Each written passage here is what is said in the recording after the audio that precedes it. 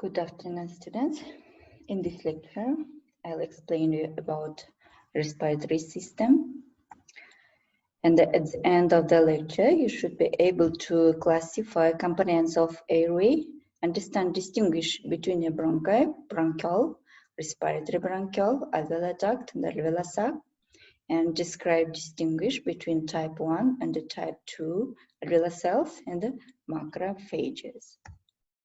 As you know, respiratory system is responsible for oxygen supply of cells and the tissues. Functionally and morphologically, respiratory system consists of two main portions. There are conducting portion and the respiratory portion. Conducting portion include nasal cavity, nasopharynx, larynx, trachea, bronchi, and the bronchiole, which are responsible for air conduction and the conditioning. Respiratory portion include respiratory bronchiole, then alveolar duct, then alveolar sac with alveoli. This part of respiratory system responsible for gas exchange. Let's describe one by one. We said that conducting portion starts from the nasal cavity. Example, this is the sagittal section of nasal cavity. We can see here that nasal cavity divided into two parts. There are vestibule part and the nasal fossa. Nasal fossa also divided into two regions. Olfactory region, this is the blue one, and the respiratory region. Factor in the respiratory region. Vestibule part, this is external dilated part which lined by the skin. If you remember, was skin covered by the stratified squamous keratinized epithelium. That's why vestibule parts also covered by the stratified squamous keratinized epithelium, which has hair follicles visible here, and the sebaceous glands also present here. A vestibule part filter out particulate material from inspired air. And respiratory region, this is the largest part of respiratory nasal fossa. It moistens, warms, and filters air. Lined by respiratory mucosa, which consists of respiratory epithelium. This is, I hope you remember, this type of epithelium, and lined by the lamina propria. What is it? Respiratory epithelium. Morphological respiratory epithelium is pseudostratified ciliated columnar epithelium. Remember, pseudostratified ciliated columnar epithelium, or we can say respiratory epithelium, because many parts of the respiratory system, many organs lined by this type of epithelium. That's why we can say respiratory epithelium. But morphologically, remember, this is a pseudo-stratified ciliated columnar epithelium. And this epithelium is lined by the lamina propria. Respiratory epithelium, and this represents five main types of cell. The most abundant of them, columnar ciliated cell. Why columnar? Because column-like cells, and at the apical part we can see cilia. Look, this is apical part, this is a basal part of cells, and at the apical part of columnar ciliated cells present cilia. And the basal part contains nuclei, oval nuclei. Another group of cells, this is a goblet cell. Between columnar ciliated cell, we can see goblet cell. Numerous has expanded apical part, contain mucin, and the basal cell also here present. Basal cell usually located near basal membrane. Example, this line is basal membrane, and near basal membrane we can see group of basal cells. They are stem cells and progenitor cells, which are responsible for regeneration. Another type of cells, Kuczynski cells, few cells contain secretory granules. These are dark dots are secretory granules. And they are cell neuroendocrine cells. secrete serotonin and calcitonin, which regulate local function of this cell. And the last type of cell, brush cell.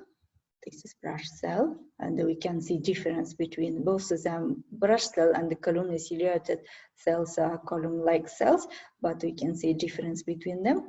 If columnar ciliated cells, the apical part of columnar ciliated cell presents cilia, in brush cell there are present microvilli, and a few.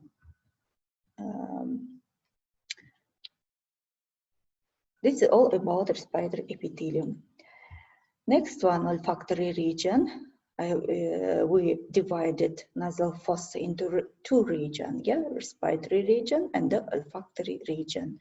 The roof of nasal cavity, olfactory region, and the line we specialized olfactory epithelium, specialized olfactory epithelium. This is epithelium, olfactory epithelium, and underlaid by the lamina propria. This part is lamina propria. Students remember lamina propria, the name of this part, but these are morphologically, usually lamina propria consists of loose connective tissue, And in lamina propria present Bowman's glands, secretory unit of Bowman's glands. This is the duct part of Bowman's glands. Olfactory epithelium, this epithelium contains different type of cells, but you must understand that olfactory region responsible for smell. That's why there must be present special receptor cells which responsible for smell. Example, these yellow cells are, we can say, receptor cells. Morphologically, they are bipolar neurons because they have two processes. That's why bipolar neurons. One of them dendrites, another one axon. Or another name of this cell, olfactory cells. That's why we can say receptor cells, olfactory cells, or bipolar neurons. And the dendrites have long cilia. They are cilia. Axons, their axons collect to form olfactory nerve. For example, one axon, another axon, they collect to form olfactory nerve. They represent supporting cells which support a function of bipolar neurons. And we can see here that apical part of this cell contains microvilli. And this blue one is basal cells. Basal cells, small pyramidal cells, which are responsible again for regeneration. This is all about olfactory epithelium. Do you understand? Respiratory epithelium consists of 5 types of cells. Olfactory epithelium consists of 3 types of cells. Next part of conducting portion is nasopharynx. Nasopharynx, this part which lined by the respiratory epithelium. This is the first part of the pharynx because anatomically or morphologically pharynx divided into 2 parts. There are nasopharynx, oropharynx, and a hypopharynx. Nasopharynx, this is the first part of the pharynx. It's lined by respiratory epithelium, we said here, and there's underlaid by the lamina propria, and the lamina propria of nasopharynx contains the pharyngeal tonsil. Next part of conducting portion, this is larynx. Larynx, a short passage for air. Between the pharynx and the trachea. This part already trachea. And the larynx has flattened structure called epiglottis. This part is epiglottis, or this one is epiglottis, that close it during swallowing because they prevent food or fluid from entering that passage. And larynx has different 2 types of vocal cords. There are false vocal cords, the upper pair, and the lower pair. These 2 true vocal cords.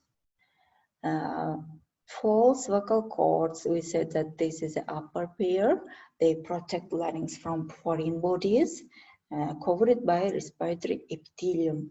But true vocal cords, these two, they're responsible for sound production or for phonation, and lined by stratified squamous non-keratinized epithelium. That's why we can see mucosa of the larynx lined by two different epithelium. Only true vocal cords lined by stratified squamous non-keratinized epithelium. Another part of mucosa lined by the respiratory epithelium or pseudostratified ciliated columnar epithelium. Trachea, this part, this one is larynx. Cartilage in trachea, cartilaginous tube extending from the lower part of the larynx and ends by dividing into two main bronchi, right and the left bronchi, or we can see two main bronchi. And this is a cross section of the trachea. We can see in the cross section, in this section, we can see that wall of the trachea consists of 4 layers, from inside to outside. Example, innermost layer is mucosa, then submucosa, then cartilaginous layer, and the adventition. What is mucosa? Because of this part, example, this is the lumen of the trachea, and this part is mucosa. Mucosa layer lined by the respiratory epithelium. Cilia is visible. Cilia are visible here. That's why we can see that mucosa lined by respiratory epithelium. And this epithelium underlined by the lamina propria. Lamina propria, if we remember, this is the loose connective tissue, which consists of fibers. That's why stained by the eosine into pink color. This part is submucosa. You can see here tracheal glands or mixed glands, seromucous glands or mixed glands, or simply you can see tracheal glands.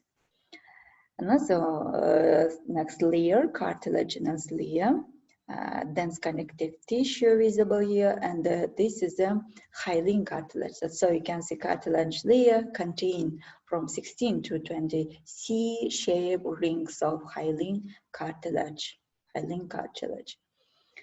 C-shape, remember. And adventitia outermost layer, this is again connective tissue which bind trachea to surrounding structures.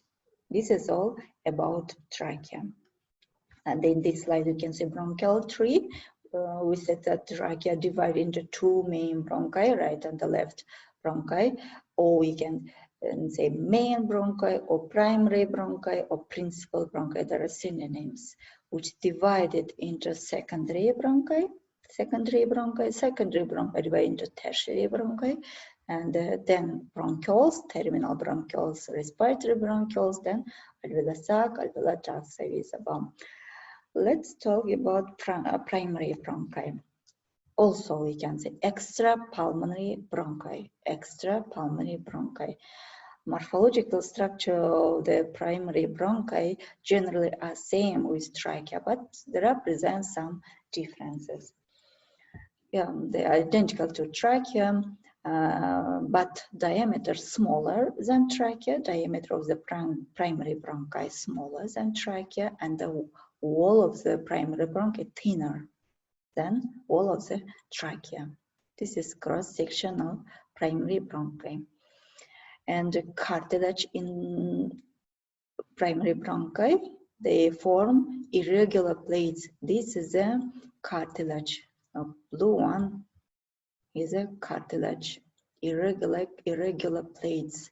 If you remember, on the wall of trachea, cartilage layer like C-shape, but on cartilage here, on the wall primary bronchi, like irregular plates. This is also a difference between the trachea and the primary bronchi.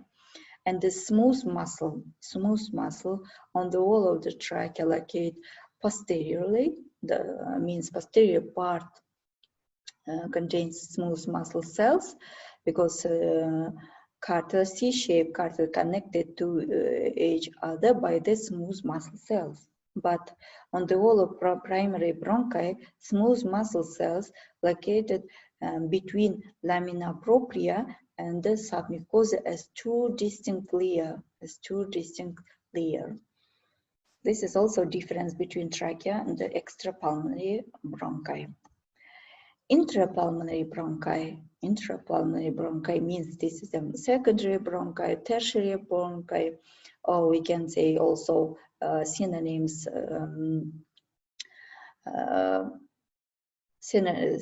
primary or secondary and the tertiary bronchi or lobar bronchi.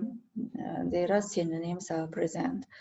On the cross section, we can see that wall of the intrapulmonary bronchi consists of mucosa, this then muscle layer, then adventitia.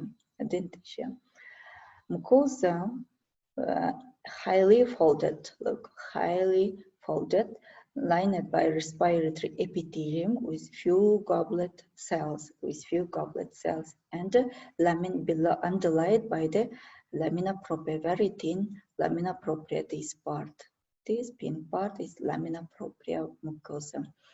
Muscle layer, this red one is muscle layer, spirally arranged, smooth muscle fibers are present in this layer, and adventitia. Adventitia is a connective tissue containing hyaline cartilage. This is a cartilage.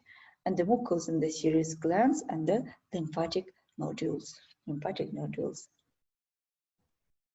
In this slide, you can see distinguish between trachea, morphologically different between trachea and the intrapulmonary bronchi, because we said that structure of extrapulmonary bronchi generally are same with trachea.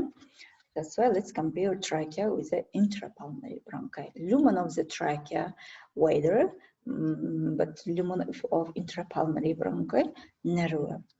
Both of them lined by respiratory epithelium, but there are difference between the cartilage. In trachea cartilage single C-shape, in intrapulmonary bronchi irregular plates. And the wall of the trachea flattened posterior, because if you remember, we said that in the posterior part there represents smooth muscle cells. And in intrapulmonary bronchial wall, circular. Submucosa present on trachea but absent in intrapulmonary bronchi. Mucous glands locate on the wall of trachea and submucosa, but on the wall of intrapulmonary bronchi, mucous glands locate between cartilage plates. Goblet cells more frequent in trachea, but less frequent in intrapulmonary bronchi. This is the difference, morphological difference between trachea and the intrapulmonary bronchi. And let's compare intrapulmonary bronchi with bronchial, because intrapulmonary bronchi, and this is a secondary, tertiary bronchi, which divided into bronchial. Lumen of intrapulmonary bronchi wider, but bronchial narrower. Respiratory epithelium present in intrapulmonary bronchi, but bronchial lined by columna, then lower columna, and cuboidal epithelium. It depends from the diameter of the bronchi. If diameter of bronchial, if diameter of bronchial less, means they are lined by the cuboidal epithelium. Cartilage present less irregular place on the wall of intrapulmonary bronchi, but cartilage absent in the wall of the bronchial. Smooth muscles, less development in intrapulmonary bronchi, but well developed in bronchial. Mucous glands present in intrapulmonary bronchi, but bronchial they're absent. The bronchial absent mucous glands. Goblet cells are more frequent in intrapulmonary bronchi, but fewer or absent. Example, near respiratory bronchial or on the wall of terminal bronchial, usually goblet cells are absent. Terminal bronchi divided into respiratory bronchioles, as well as compared morphological difference between terminal bronchial and the respiratory bronchial. This is terminal bronchial. This one is respiratory bronchial. This is a gym. And mucosa of the terminal bronchial lined by the simple cuboidal epithelium. There are also present clara cells and the ciliated cells present but absent alveoli. On the wall of terminal bronchial, usually, always, not usual, always absent alveoli. But on the wall of respiratory bronchial, alveoli present. This is one of the main difference between terminal and respiratory bronchial. Example, this is the alveoli, and here we can see also alveoli. Alveoli lined by the simple squamous epithelium. That's why we can see mucosa or respiratory bronchial lined by cuboidal and by squamous epithelium, because alveoli present.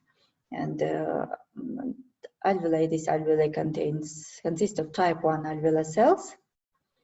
Bands of smooth muscle present. This is example bands of smooth muscle. This is also bands of smooth muscle cells. Potentially supported by the elastic fibers in terminal bronchi and by the Claret cells, and respiratory bronchial potentially supported by the elastic fibers, Claret cells, and there are also one difference, type 2 alveolar cells present, which can produce surfactant. This is a difference between terminal and respiratory bronchial. Each terminal bronchial, let's revise, terminal bronchial ends by dividing into respiratory bronchial. Each respiratory bronchial ends by dividing into few alveolar ducts. This part is ducts. Each alveolar duct ends in a passage, the atrium, which leads into a number of rounded alveolar sacs. Example, this is one alveolar sacs. Each alveolar sac is started with a number of air sacs or alveoli. This is example alveoli. The alveoli are blind sacs having very thin walls through which oxygen passes from air into blood and the carbon dioxide passes from blood to air, into air. Alveolar duct, and this is the respiratory epithelium. This part already alveolar ducts arise from respiratory bronchioles, and the passageways lined with alveoli, and occasional regions of simple cuboidal epithelium. This is one alveolar sacs, spherical like spaces with openings into multiple alveoli. This one is alveoli. Alveoli with that blind endings sacs that are the final termination of the airways.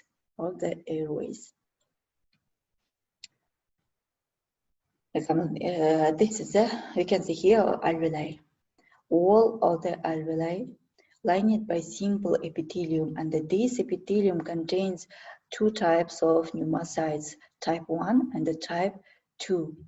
Type 1, this one, flattened simple squamous epithelial cells. Gas exchange occurs through these cells, and this one is capillaries. This is type 1 pneumocytes, and then gas exchange occurs through these cells. That's how we can see main function of the type 1 cells, gas exchange. Type 2, dome-shaped cuboidal epithelial cells that project into the lumen. They secrete surfactant that covers the alveolar surface and reduce surface tension. Also here present macrophages or dust cells. Functional macrophages, of course,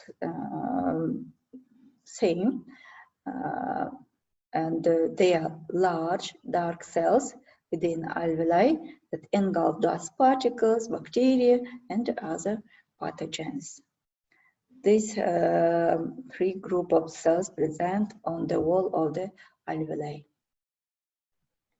Summary. I hope you understand components of airway. We divided respiratory system function and morphological into two portions, conducting portion and the respiratory portion, which include nose, nasopharynx, larynx, trachea, bronchi, and the bronchial, alveolar ducts, alveolar sacs, and alveoli. And also, I think you understood distinguish between the bronchi, bronchiole, between terminal and respiratory bronchiole, alveolar ducts, and the alveolar sacs. If you forgot, you can look the presence of cartilage and the smooth muscle cell and the type of epithelium. And also, I hope you understood the difference between the type 1 pneumocyte, type 2 pneumocytes, and macrophages.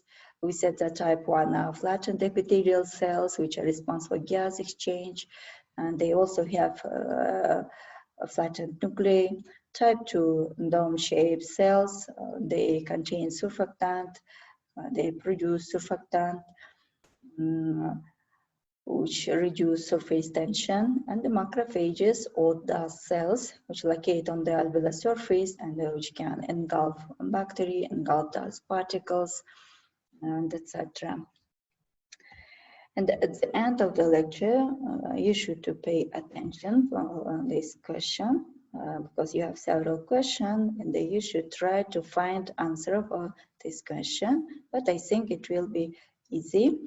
Which parts here consider the conducting portion of the respiratory tree? Try to find here. And then the second question, what kind of epithelium do terminal bronchioles contain? Do they contain smooth muscle? And also, you should try to give answer for this question.